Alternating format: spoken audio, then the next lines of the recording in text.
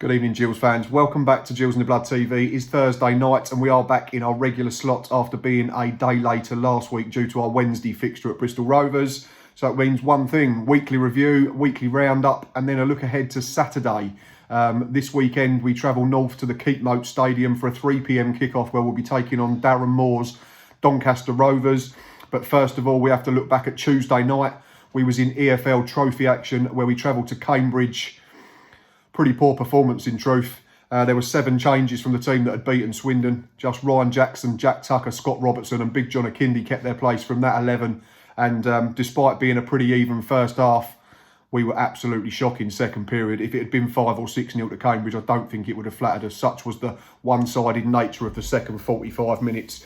Just one of them nights, and Steve Evans did allude to it afterwards in the press and in his interviews, where too many weren't at it, too many weren't willing to run through brick walls, too many weren't willing to play for the shirt and play for the badge. And he's quite vehement in his notice that if people don't pull their socks up in the next couple of weeks, then there could be some going out the door in January. Yeah, for me, there was probably 2 players that come out of it any credit, really. That was Alex MacDonald and Declan Drysdale. I thought young Declan was pretty good at centre-half, against alongside, unfortunately, a very out of sorts Jack Tucker, who again made an error early on and then didn't really recover. Gave away a really poor penalty second period, absolute stonewall. Tripped the fella as he ran into the box, got nowhere near the ball. Just misplaced passes, positionally was all over the show, and had one of them nights he'll probably want to forget about. But he's still young, he's Jack, we have to remember that, and he'll come good again after 2 pretty shaky performances. But next to him, I thought Declan Drysdale done pretty well. He was pretty dominant in the air. He was decent enough winning his tackles on the deck. He likes to play that big diagonal, wasn't very good at that a lot of the time, but he's a defender first and foremost, and I thought defensively he was our best player. Alex MacDonald, again, you know what you get with him. He's like a Duracell bunny, runs and runs and runs, tried to make things happen when he did have the ball. So, yeah, excuse me. They were the only 2 really for me that, like I say, come out probably pressing their case for more regular starts in the league. Paul Mullin should have had hat-trick.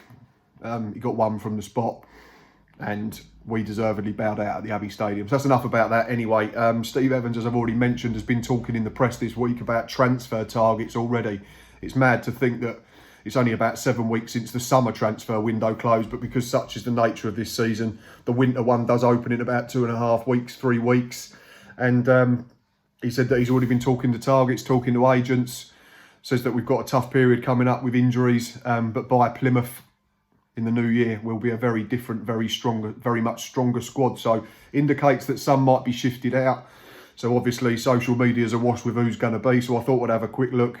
Joe Walsh potentially on loan, done all right again in the week, but his kicking needs a lot of work. His distribution from open play on the back of back passes, out of his hands, he's not too bad. He'll be a very good keeper, I think, but potentially a loan for him, and maybe get someone in more senior who can challenge Jack Bonham a little more in terms of League One football. Christian Magoma missed out again in the week. It then got made public that he was ill. He'd been poorly the night before, so he couldn't play. Just thinking Christian's not played a lot of football. I think it's only 11 appearances so far in all competitions. So is that one that maybe could be sent back? And then Steve Evans spoke about Scott Robertson today. Loves the kid, really rates him really highly. Says he'll play for Celtic's first team, but there seems to be an injury problem at the moment. He's picked up another niggle in the week, and Steve Evans has described it as second game-itis. He seems to play Saturday and then picks up a problem in the week if he starts. Was withdrawn at half-time, so fingers crossed we got to it early enough against Cambridge, but probably puts him in doubt for the weekend again. So there's 3 names that could possibly go out. Obviously, Scott Robertson's one of 6 loanees, so there is, you know, wiggle room for one to go back to their parent club. And it'd be interesting to see when the transfer window does open, what happens in terms of ins and outs. Right, that's enough about stuff in the week. It's enough about transfers. We do have a big game coming up this Saturday, and we travel to the GITBTV, like I've already said, to take on this team.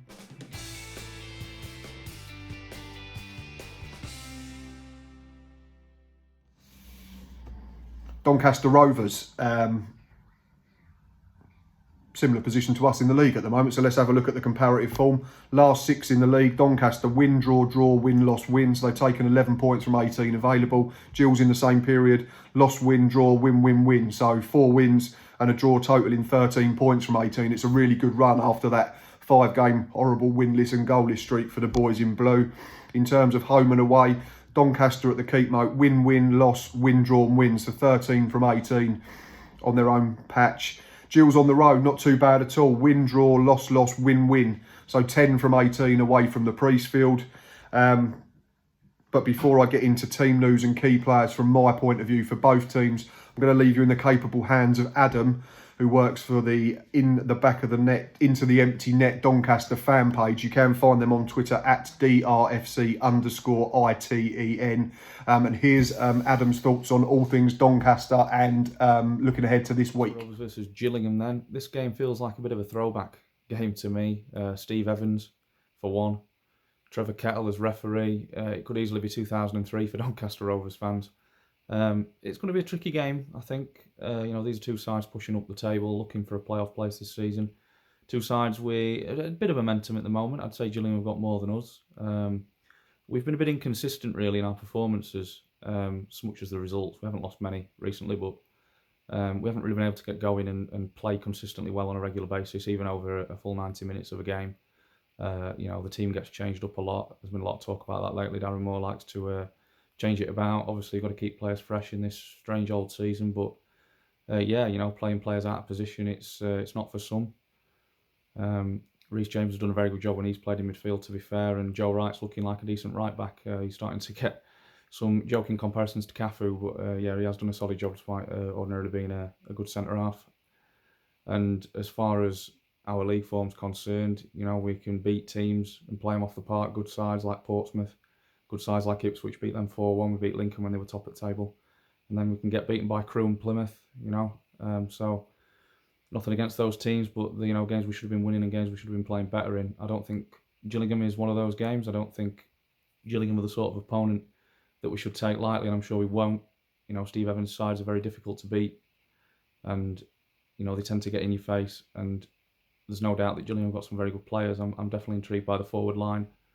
All new for this year, really. John Akindi, a bit of doubt on John Akindi because he's getting on a bit now, and traditionally has had a very good spell in League Two as a goal scorer, not quite in League One, but he seems to bring that physicality to the team that allows others to feed off him.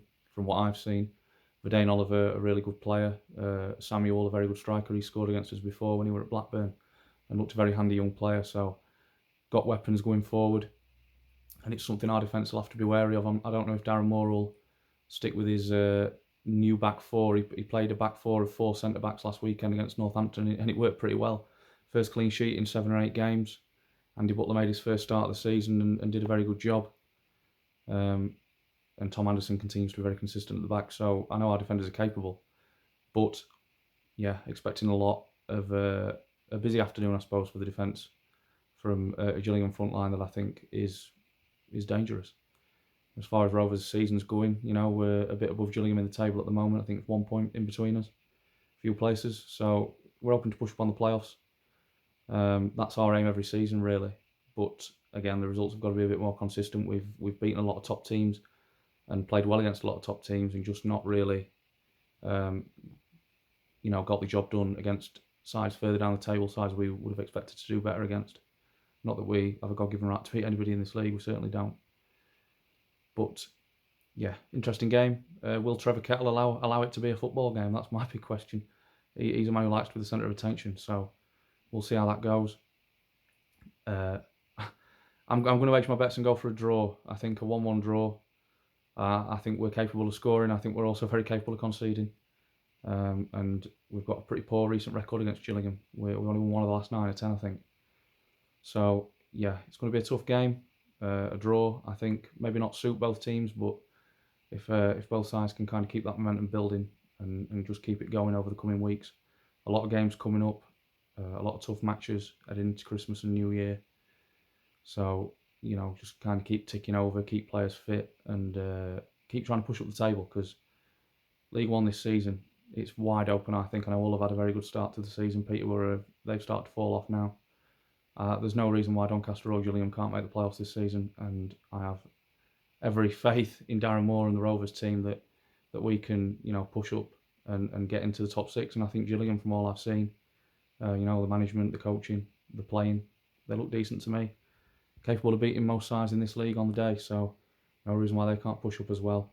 In terms of players to watch for Doncaster, if you're a Gillingham fan, Ben Whiteman, he's the main man. He is the main man for Doncaster. And, he pulls the strings. He's the playmaker. I liken him to an NFL quarterback. The way that he sees the field and he sprays the passes about and he gets in on the goals as well. So he's the main man. And Tyrese John Jules as well, back from injury up front. 2 goals in 2 games since he came back. And, he'll be a danger man.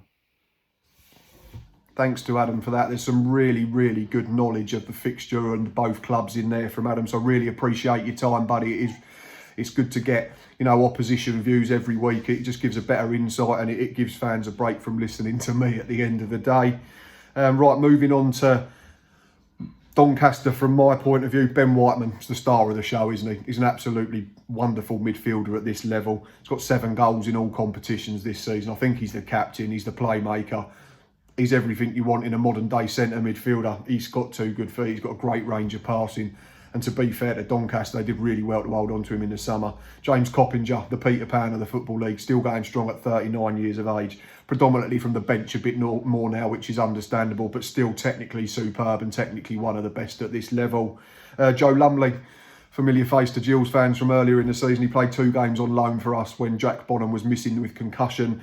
He's currently on loan at Rovers. So it'd be interesting if we come up against a player who was between the sticks for us just a short few weeks ago. And another one I like the look of is Tyrese John Jules, 2 in 3 since coming back from injury. He had a 6-week layoff. Highly rated kid. I think they managed to get in on a permanent from Arsenal rather than just a loan, which is a cracking bit of business if you can keep him fit. And like I say, he'll be a threat. He scored twice in 3 appearances since coming back into the fold. So we know Doncaster are a good side. We know Darren Moore likes his football teams to play the right way. They'll be solid enough defensively. They'll have threats going forward. They'll have Ben Whiteman in the middle of the park pulling the strings, and we'll have to be at it. We'll have to be at our best if we want to get something from the game. In terms of team news for us, obviously no Stuart O'Keefe, still out long term with that broken leg, but making decent progress, which is good to see. Jordan Graham, Steve Evans has said Saturday will come too soon. He might have half a chance for Accrington the following Tuesday, so he's out. And potential 50-50s over Kyle Dempsey, Scott Robertson and Dominic Samuel, which is frustrating after all played their part in a very good win last weekend at home to Swindon. If they do make it, my team would be Jack Bonham in goal, Ryan Jackson, Jack Tucker, Connor Ogilvie and Thomas O'Connor as a back 4. I would keep that back 4 plus goalkeeper that's been so good against Bristol Rovers and Swindon. Robbie McKenzie starts in the defensive midfield position for me. He's been really good in there and has been key to this recent run of good results. Carl Dempsey plays if he's fit. Alex McDonald I would start from the left-hand side of the diamond. Dominic Samuel plays in the 10 behind John Akindi and Verdane Oliver if he makes it. If not, we'll have to make a couple of changes. So potentially Josh Eccles could come back in from the right side of that diamond if Carl Dempsey is unavailable. And I'd like to give Trey Coyle a chance in the hole. I think there's a case for him playing there. He's played up front a couple of times in the 2 and he gets bullied. I think if he can drift into holes, drift into gaps in between the lines, he might be able to pick up some good possession. Then he can drive at Doncaster's back 3 or back 4 and cause a threat. And we know if he gets into the box, he's a nice, cool finisher. And you'd back him to take a chance. So a couple of options. The bench, I'm not going to try and predict because obviously we don't know who's going to be fit in terms of those doubtful players. One big plus, which weirdly came about in the run-up to Tuesday, was that it was announced on Gill's Twitter feed that Jacob Mellis was unavailable due to an illness. So everyone, including myself, was asking, does that mean he's over his knee injury? Steve Evans has confirmed he's been training this week, and they'll see how he goes in terms of availability for Saturday. So fingers crossed we can get him on the bench at worst. It's a good player to have back because he's got all the ability in the world. If we can just keep his head down and keep him concentrated, he's got loads of natural ability. You don't come out of the Chelsea Academy without having that. And it'd be a welcome return if we do get him onto the bench or even onto the pitch. In terms of a prediction, looking at comparative form, it's pretty even. Last 2 seasons up there, it's been very even. Narrow win for us at home last season in the league 2-1, but Doncaster scored all 3 goals for us. Callum John with 2 unfortunate home goals from a Doncaster point of view. We've only lost once in 11, I think, since 2014 against Rovers. But they're a good side. So based on that, I'm going to go for a final score of Doncaster Rovers 1, Gillingham 1. And I'm going to back for Dane Oliver to continue his recent hot streak and score our goal. Right, as always, thanks for watching. Thanks for listening.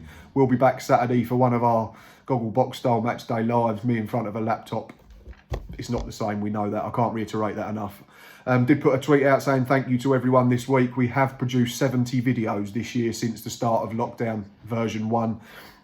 Still averaging over 500 views on each of them. So thanks to all of you. It's incredible support, and I know how hard it is to watch, and I know the match day lives are nowhere near as fun to watch when it's just me sat in front of a screen.